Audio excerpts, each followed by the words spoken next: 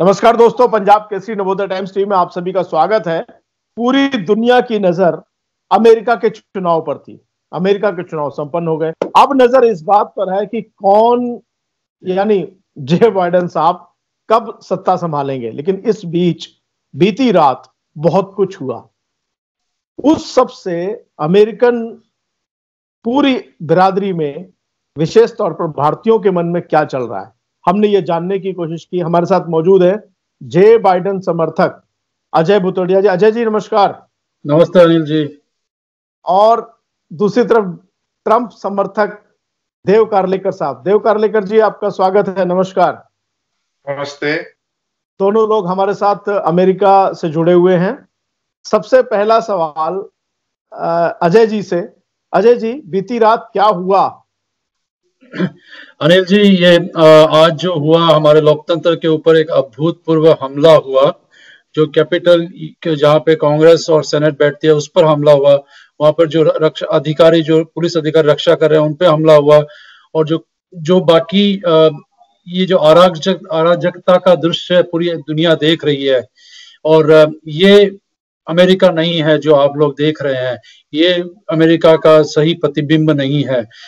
पर जो आज हुआ, ये असंतोष नहीं था कुछ लोगों का, ये एक अराजकता थी, ये एक देशद्रोह था और ये एक डोमेस्टिक टेररिज्म था। अमेरिका का राष्ट्रपति दुनिया को इंस्पायर करता है, लेकिन यहाँ जो अभी अमेरिका का राष्ट्रपति है डोनाल्ड ट्रंप, वो अपने समर्थकों को उकसा रहा था।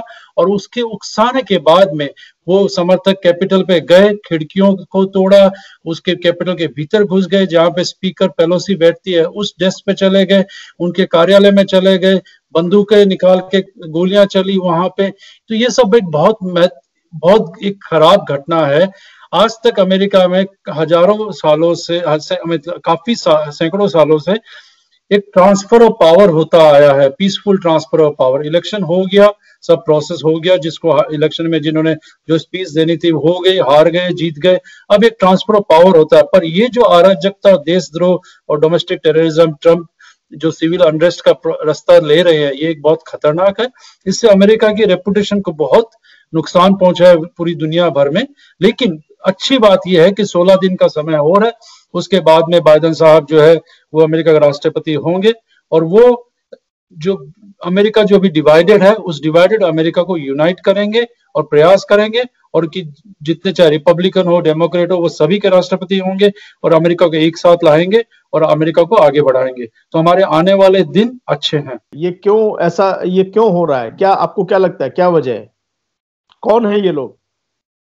देखिए, जो भी है, मैं यही चाहूंगा कि वह जेल में जाए, क्योंकि जो हिसाब से इन्होंने जो अराजकता फैलाई है, so they deserve justice, because this is not the Republican party which is founded on the principle, right? So it's an inclusive party. भले आप रिपब्लिकन हो, डेमोक्रेटिक हो, जैसे 2016 की इलेक्शन है, हिलरी क्लिंटन जी हारी थी, तभी भी 10-15 हजार का तादाद डीसी में गया था। उन्होंने बड़े पीसफुल प्रोटेस्ट किए थे, meaning they gave their support to Hillary Clinton and all.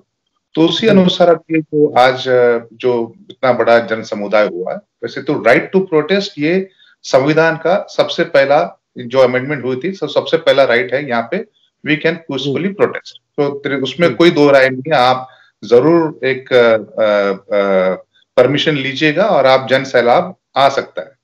लेकिन कैपिटल हाउस में अंदर जाकर के घुस जाना, तोड़फोड़ करना is not right to protest. ये तो अराजकता हुई, वही तो मैं कह रहा हूँ। So right to protest is fine. गए 10-15 हजार का सैलाब हमने टीवी पे देख रहे थे, अचानक से हमने देखे तोड़फोड़ शुरू हो गई, बंदूक की तरह यहाँ वहां खुदी मारने लग गए, तोड़फोड़ कर ली, बैरिकेड्स को हटाने लग गए।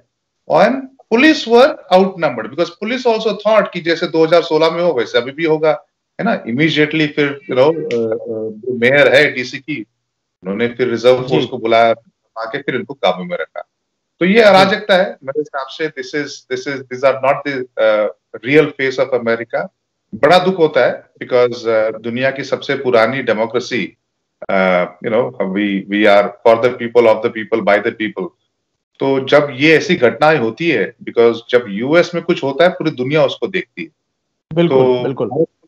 है, हाँ, the oldest democracy and the largest democracy. हम तो बड़े शान से कहते हैं कि भाई इन दो देशों की हम तो आन बान शान है, और जब ऐसी घटनाएं होती तो दुख तो जरूर होता है, लेकिन यही कहूंगा कि इससे भी उभर के आएंगे और इससे भी कुछ सीखेंगे कि we can agree to disagree, है ना। हर चीज में क्या होता है, जैसे ट्रम्प साहब को लगा कि इलेक्शन में गलत थी तो सुप्रीम कोर्ट गए, कोर्ट गए, हर एक का प्रोसेस होता है ना। पीसफुल मीन होनी चाहिए। उन्होंने पिटीशन डाल दी, उन्होंने फिर जो भी आई हाँ या ना हो गया, दोनों में से एक होना है। उसके बाद में जो भी फैसला आएगा उस फैसले का सम्मान करना चाहिए। I strongly feel the protest was there to show solidarity with President Trump, लेकिन उसमें से कुछ जो ऐसे लोग थे जिन्होंने चाहा कि भाई जो सोशल फैब्रिक है अमेरिका का उसको एक तितर बितर कर दे, और पूरी दुनिया देख रही थी। और आपने देखा कि मीडिया को भी थोड़ा हैकल कर लिए, कांचे तोड़ दिए, दरवाजे तोड़ दिए, तो बड़ा दुख होता है, बिकॉज पूरी दुनिया देख रही।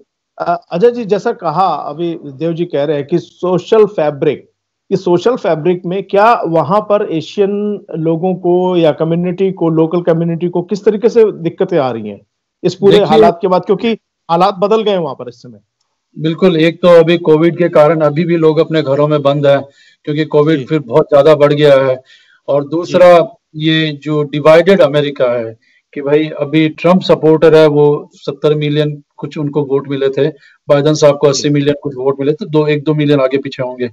तो वो ट्रम्प के सपोर्टर जो है वो ट्रम्प चाहे भक्त है उनके, वो जो भी कहेंगे वो उनको मानेंगे। तो ऐसी अभी हालत है अमेरिका में कि वो एक पूरा विद्रोह की भावना में है। जो ट्रम्प सपोर्टर है वो भी हार को मंजूर नहीं कर पा रहे, जैसे ट्रम्प नहीं कर पा रहा है वो हार को मान नहीं रहे हैं। तो ये एक सिविल अनरेस्ट की, जो ट्रम्प ने अपने इलेक्शन में बार बार कहा था कि अगर मैं हार गया तो मेरे सपोर्टर सिविल अनरेस्ट हो जाएगा, तो कहीं ये लगता है कि आज जो हुआ ये ट्रेलर था।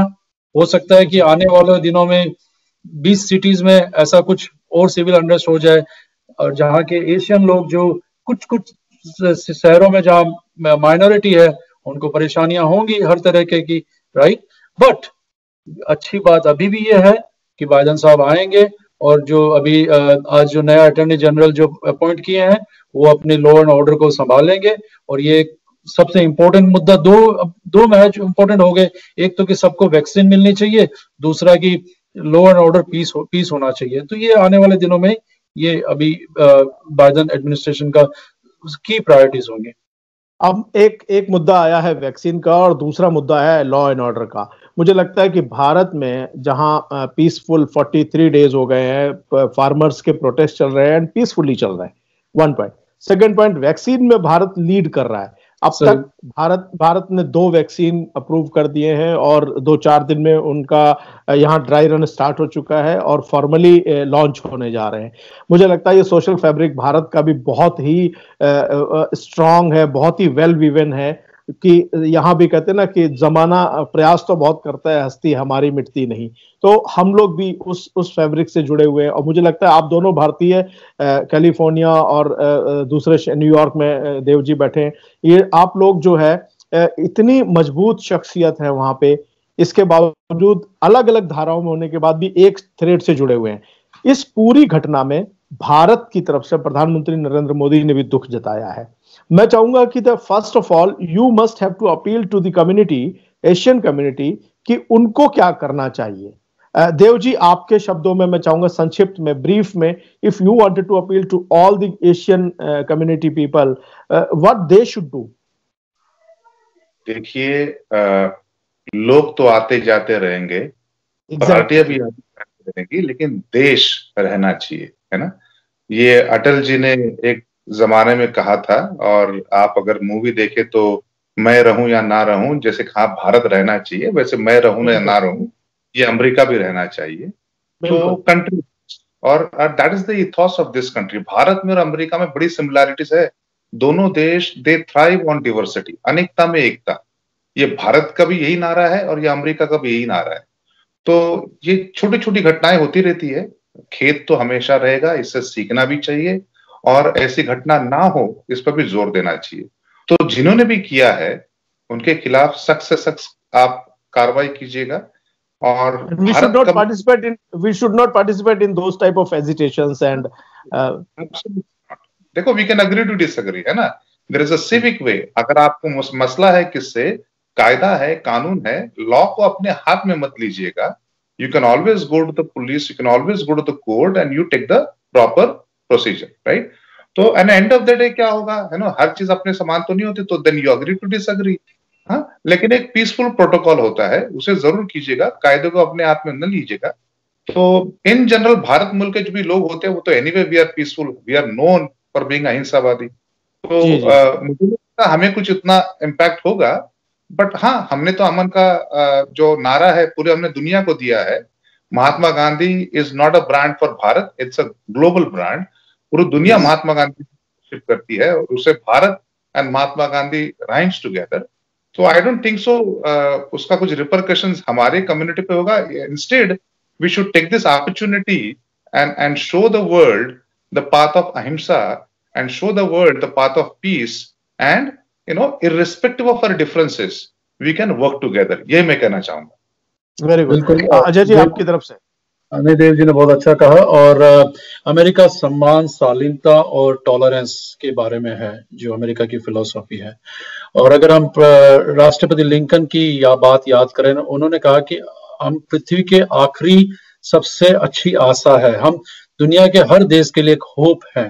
तो ये हमारा लोकतंत्र और भारत का लोकतंत्र दुनिया भर के लिए एक मिसाल है, जो कानून और का सम्मान करते हैं और लोगों का एक इक्वलिटी है। तो ये जो आज हुआ, ये एक और मुद्दा इससे उभर के आया है कि अगर कुछ दिनों पहले ब्लैक लाइव मूवमेंट हुआ था, जॉर्ज फ्लॉयड के डेथ पे प्रोटेस्ट हुआ था अब्राहम लिंकन के स्टेचू के सामने, वहां पर हजारों प्रोटेस्ट अनाउंस जब हुआ था तो हजारों गार्ड्स पहले ही वहां पहुंच चुके थे, और उन्होंने जिस तरह से उनके ऊपर रबड़ की गोलियां और क्या क्या बरसाई थी और प्रोटेस्ट को हैंडल किया था, बहुत ही खराब तरीका था। आज सारे मोस्ट ऑफ द जो ट्रम्प सपोर्टर थे वो व्हाइट सुप्रीमिस्ट व्हाइट लोग थे, और उनको जो पहले तो वहां पे गार्ड्स भी नहीं थे, बंदूकें भी नहीं थे उनके पास में। तो ये जो सिस्टम का फेलर हुआ है या सिस्टम का प्लान्ड फेलर हुआ है, इसके ऊपर भी विचार होगा, इसके ऊपर भी इन्वेस्टिगेशन होगा। और ये जो व्हाइट प्रिविलेज थी, आज शाम के आए कि बंदा बंदूक लेके आप कांग्रेस के कैपिटल में घुस जाते हैं और जो मर्जी कर रहे हैं। लेकिन एनीवे, भारत के जो लोग अमेरिका में रहते हैं वो हमेशा से पीसफुल रहे हैं, और वो अपना और सहयोग दे कि जो डिवाइडेड नेशन है उसको एक साथ कैसे लाएं, अपने मोहल्लों में, अपने गलियों में, अपने कम्युनिटी में बातचीत करें इस बारे में कि okay fine, we are divided, हमारे डिसएग्रीमेंट्स है, हमें कुछ पॉलिसीज पे हम डिसएग्री कर सकते हैं। At the end of the day we are one country. जब हम युद्ध में लड़ने जाते हैं तो ये नहीं कहते हैं गोरा है, काला है, भारतीय है या कहां से आया है, वो अमेरिकन है। जब हम ओलंपिक्स में जाते हैं तो वो अमेरिकन होता है। इसी तरह आज सबको 9/11 के बाद जो यूनिटी आई थी वैसी यूनिटी दिखानी पड़ेगी ताकि ये कंट्री फॉरवर्ड जा सके। Very good. मुझे लगता है कि आप दोनों ने अपनी बात सटीक तरीके से की है। अब एक आखिरी लाइन में आपसे भारत के कोरोना प्रोग्राम पे बात करूंगा। भारत की वैक्सीन को लेकर के आपके मन में क्या चल रहा है, क्योंकि यहाँ पर आप सभी के परिवार हैं, रिश्तेदार हैं। अजय जी, सबसे पहले आप। देखिए, मैं बहुत ही एक्साइटेड हूँ। जब से मैंने कोवा वैक्सीन के बारे में मैं बहुत रोज पढ़ रहा हूँ, और जो दूसरी एस्ट्राजेनेका के साथ में उसके बारे में पढ़ रहा हूँ। और सबसे मुझे जो अमेरिका में अभी तक ट्रम्प का जो रोल आउट हुआ है वैक्सीन का, वो एक फेलर है। पिछले कुछ दिसंबर तक 10 मिलियन लोगों को वैक्सीन लगनी चाहिए थी, उसमें से 1 ही मिलियन को अभी तक जो आंकड़े सामने है वो लगी है, और ये बहुत स्लो जा रहा है। इस फेज से अगर करेंगे तो पता नहीं कितने साल लग जाएंगे, जब हमारे यहाँ के अराउंड 300-350 मिलियन लोगों को वैक्सीन लगाने जो है। भारत का मुझे देख के ये खुशी है कि एक तो वो हर डिफरेंट जो स्ट्रेन्स है, जो अफ्रीका का स्ट्रेन है, जो यूके का स्ट्रेन है, उनको भी हैंडल कर पाएगा जो कोवा वैक्सीन है। लगभग यूके का स्ट्रेन लगभग फेल हो गया है, मैं आपको जानकारी के लिए बता रहा हूँ जी। मतलब दवाई वो वैक्सीन असर करेगी? नहीं, उसका असर ही कम हो गया। हमारी इम्यूनिटी सिस्टम, हमारा इम्यूनिटी सिस्टम हम लोगों जी बिल्कुल, वैक्सीन भी उस पर असर करेगी, ये वैक्सीन भी असर करेगी, बिल्कुल करेगी।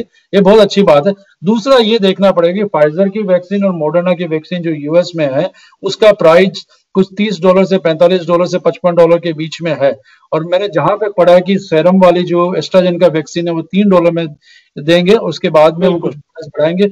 और जो तो भारत की जो 1.2 बिलियन की जो आबादी है उनको गवर्नमेंट, जहां तक मेरी समझ है, वो फ्री देंगे वो वैक्सीन।